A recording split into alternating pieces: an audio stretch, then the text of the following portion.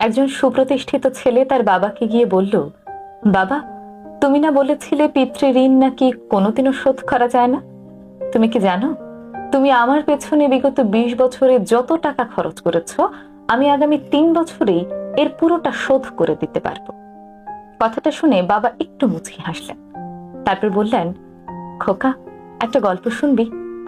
ছেলেটা একটু বিব্রত হলো। তারপর বলল, হ্যাঁ বাবা, বলো।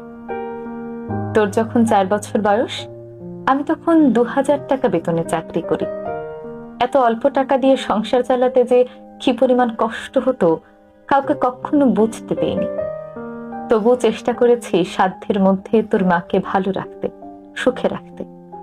তবে তুই যেবার স্কুলে ভর্তি হলি, সেবার আমরা দুজন, মানে আমি আর তোর মা মিলে ঠিক করলাম তোর লেখাপড়াটা চালিয়ে যেতে হলে আমাদেরকে ঠিক কি কি স্যাক্রিফাইস করতে হবে। তুই যেবার কলেজে উঠলি, সেবার অবশ্য আমাদের অবস্থা মোটামুটি ভালো। কিন্তু সমস্যা হয়ে গেল, তোর মা অসুস্থ হয়। তোর মায়ের সেই ওষুধের টাকা জোগাড় করতে দিন রাত পরিশ্রম করে, ওভারটাইম করে, পায়ে হেঁটে, বাসে চড়ে, ঘরমাক্ত হয়ে দুর্বিষহ অবস্থায় বাড়ি ফিরতাম। কাউকে কখনো বুঝতে দেইনি, তোর মাকেও না। একবার শোরুমে একটা বাইক দেখলাম, খুব পছন্দ হলো। রাতে স্বপ্নেও দেখলাম আমি বাইকে চড়ে কাজে যাচ্ছি। কিন্তু পরদিন সকালে তুই একটা ল্যাপটপ চেয়ে বসলি।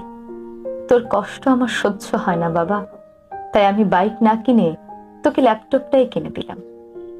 আমার তখনকার 1 টাকা হয়তো তোর আজকের 1 পয়সা। কিন্তু মনে করে দেখ, সে 1 টাকা দিয়ে তুই কত কিছু করতি। বন্ধুদের সঙ্গে ঘুরতে যেতি, ব্র্যান্ড নিউ ফোনে হেডফোন লাগিয়ে সারা রাত গান শুনতি, পিকনিক করতি, পার্টি করতি, অনেক কিছু করতে পারতি। তোর জীবনটা ছিল স্বপ্নের মতো রঙিন। কিন্তু এখন তোর থেকে 100 টাকা নিয়ে আমি কি করি জানিস? সুগার মাপাই। আমার এখন অনেক কিছু খাওয়া বারণ। মাছ খেতে পারি না, মাংস খেতে পারি না। তোর এত এত টাকা দিয়ে আমি কি করি বলতো? তাই তো তোর এত টাকা দিয়ে আমি স্বপ্নের জাল বুনি।